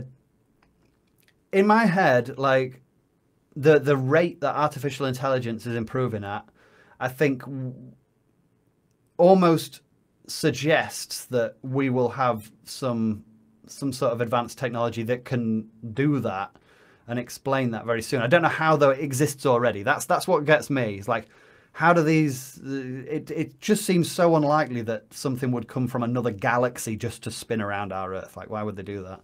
Like, it just seems so... Like, well, the question I would put to you... like, there's no way it would get here. Like, they must have sent... If it was going to get here from another galaxy, they would have had to set off before, you know, like in prehistoric times before it even get here, even if it was just light. So, like... There is that school of thought, but there's also the other one, which is to say, you're thinking now, like a human in 2023. Yeah. In 1,000 years, what technology could we have that could do... Yeah, I think not necessarily travel, but could bend space and all that shit. Yeah. You know, there's like wormholes and stuff like that. Yeah. And but I think if that's the case, then why can we see it? Like you know, these. If it's 1,000 years ahead, then we're not tracking it, are we? With our like the F whatever plane was tracking this thing, and it's like, we got it on our radar, there it is, and it's spinning around. It's like 1,000 years ahead, and you can bend space-time, and you can go through wormholes. Then why are you visible? I got an answer to that, right? Which is to say, we know chimpanzees exist on this planet, right? Mm-hmm. Chimpanzees can see us, but they can't fathom us. Yeah, they don't know the technology in your pocket. We're thousands of years ahead of chimpanzees. But you know what I mean? But see, we coexist with chimpanzees. We're talking about something that like has to break what we know about space and time just to get here. Like, why would they break all those rules with space and time to get here to be like just slightly better than our technology when they get here? Because when we're seeing these things, it's definitely ahead of us. Like these things, you know, when we talk about this tic tac spinning around. Yeah. But I'm more likely to believe that someone has, on Earth, humans have created some amazing technology which they've tried out, and the US government doesn't know what it is. That seems to be more likely, but then again, it does seem that was shot in 2004, and it does seem like some technology from like 2040 or something. Like, I think we are going to get to that technology, but I don't think it's going to take 1,000 years. I think it might take, 150 years or something for us to get to. But then again, with artificial intelligence, who knows? Like, because you've got like the top scientific minds in the world, like 6 months ago, were saying there's no way artificial intelligence will get to a general level of artificial intelligence even by 2040. And then ChatGPT 4 comes out, and all of a sudden, top minds in AI are saying, whoa, this is getting too good, too quick. So who knows? When it comes to UFOs, I really want to believe. I'd love to believe, but I just think there are too many people out there who are interested in faking things for clout. Oh God, for money. Yeah. I don't even know for money, just for clout, just for attention. Well, there's that too. Like a lot of these videos. Also, I follow a lot of these channels on Facebook because I am fascinated with them, the UFO channels, and it'll just be a fucking one of those like tinfoil looking balloons drifting across the sky, and everybody like, oh my God, this is incredible what we're seeing here. And it's just a wedding balloon. And it's just like, you've got to it's got to at least do something interesting in the sky I want to believe, but No, that's fair enough. I'm strongly in the yes camp, but I just want the evidence now. You know what I mean? Not the evidence, but the answer, I would say. That unidentified object shot down over Alaska, what was that? That disappeared so quickly. Which one? The one in 18 something? Or? No, like recently. Remember there was the Chinese spy balloon, and then then there was unidentified objects have been shot down over Alaska, and everyone's like, unidentified objects? What? Well, if they find it, they ain't going to tell us, are they? And they shut it down, and then it kind of came out a few weeks later that there was some like experimental weather balloons that some like university had made that it could have been them. Yeah. And they didn't release any footage from the airplane, from the plane shooting it down. It's like another cover story. Yeah, and it's like, well, come on, you built us up. This was really exciting, and then you built us up, and then there's nothing, and then all of a sudden, like, AI got more exciting, so everyone started thinking about that and stopped thinking about exactly the next shiny thing, mate. Always distracting. But yeah, for a few weeks, they almost had us believe that we'd actually come in contact with UFOs, and then no, and then bugger off. Yeah. Okay, so I'm going to go on to the last section, which is the quickfire section. You can put as much or as little time into these as you want to, but they are some silly, some sensible. But you are now entering the Koit zone. Koit zone! So the first question, chocolate or sweets? Chocolate is sweets. Yeah, is it? See, I put chocolate in a different category. Chocolate and then sweets. But which is your favourite? Chocolate or sweets? I've over lockdown I discovered that I can no longer eat dairy, so sweets. Oh, okay. Oh, wow. Lactose intolerant, yeah, the old classic. Oh, I'm pisser. Yeah. I used to love chocolate though. It would be chocolate if I could. And what was it? What was your weapon of choice in the chocolate department? Kind of liked anything with peanut butter. Like it's got peanut butter involved. Reese's like Pieces. I liked the Reese's Nutrageous bar. I used to like that, although the chocolate wasn't that great. Aside from that, maybe something with caramel in it. Oh. Chocolate and caramel. Cadbury's caramel. Yeah, Cadbury's caramel was pretty good. Actually, I think Galaxy caramel was a bit better. Oh, Galaxy Smooth. Yeah. Next one, night or day? I mean, I'm always up at night, but day, I guess. On that, night, is that when you do most of your animations? Yeah. Yes. Yeah. Just because I don't sleep very well, so. Oh, okay, fair enough. Cheese, is it real? I don't think so. No, it's weird, isn't it, cheese? Yeah. Remember the old film Body Swaps, like Freaky Friday and vice versa? Yeah. If you were to swap with somebody for a day, who would it be? Probably someone really fast at running. Usain Bolt. I want to be able to run fast. And then where to? Where from? just run. I just want to run. I just want to run fast without it tiring me out. Or someone who can jump really high. I don't know. Interesting. Like, what about someone who can do? Just for some reason it would be physical. Physical. Yeah, I was gonna say physical. Some sort of physical ability that I don't have. Like, maybe someone who can play guitar really fast. Like one of those like classical, like proper classical guitarists who can play, like Bach and stuff. I want to do that with my fingers. Do you want to feel it and know what it feels like? Yeah. Yeah. No, fair play. It's a good answer. Usain Bolt or a really fast guitarist. Yeah. Favorite mode of transport, and do you have a story pertaining to it? Favorite mode of transport. Kind of like a ferry. I think quite like a ferry. I once was on a boat. It was a train, and I don't know if this is very common across the world, but I was traveling around in Europe, and I was in Denmark, and the train went onto a boat.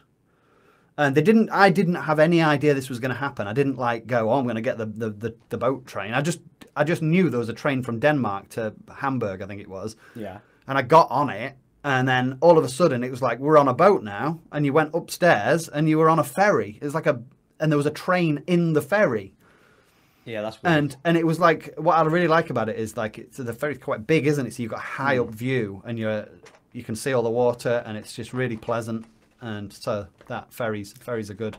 Not like cruises though. I don't want to go on a cruise. That'd be like hell, I think, because you'd be trapped on it. Yeah, I want to get from A to B. I don't want to dick around. No, so a ferry. I really like a ferry. It's a very good answer. And the last one. Who should I interview next?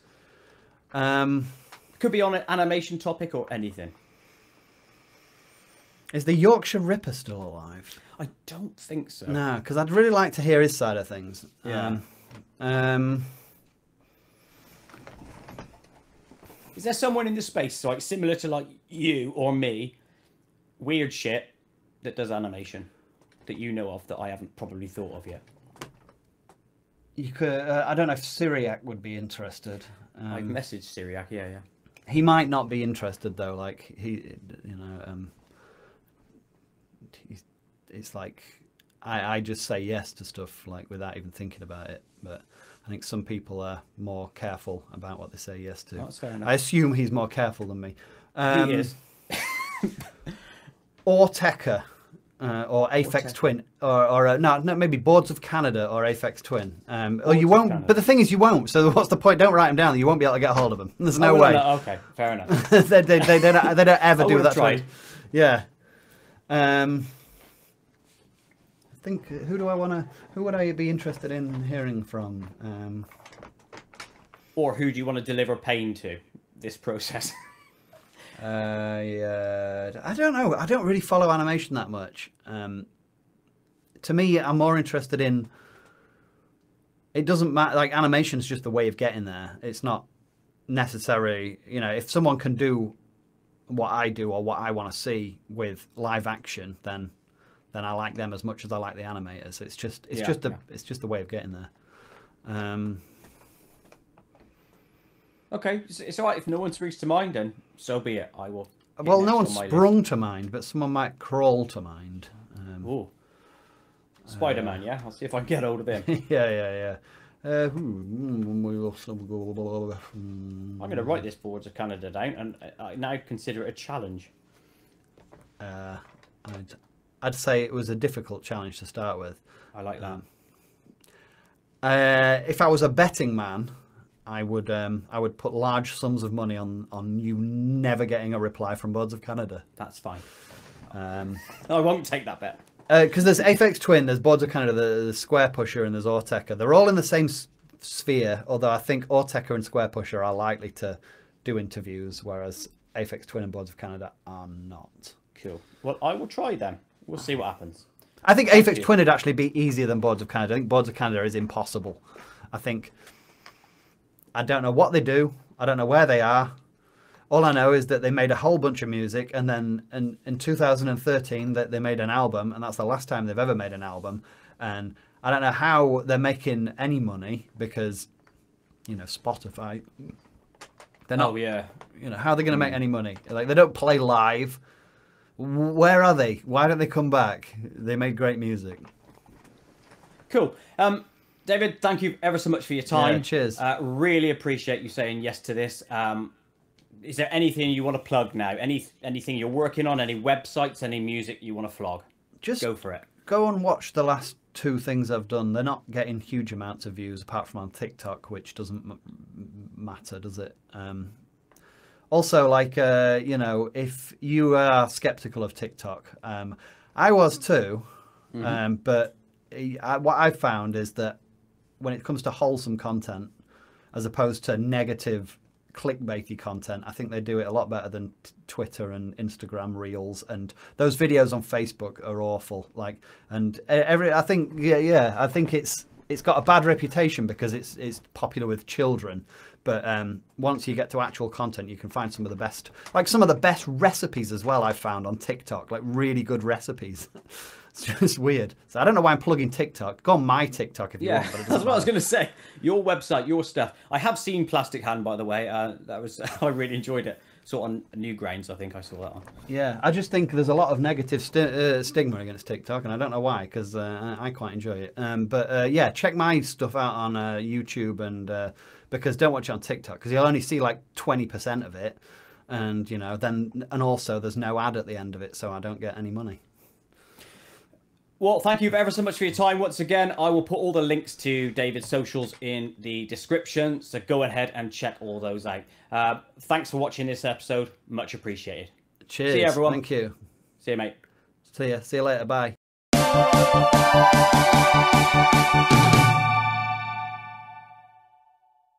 To watch other episodes of KoitCast, or indeed animations I've made, click the image top middle. Click the image top left to download some of my songs, and click the image top right to subscribe to my channel. And make sure you tick that notification bell so you never miss an upload.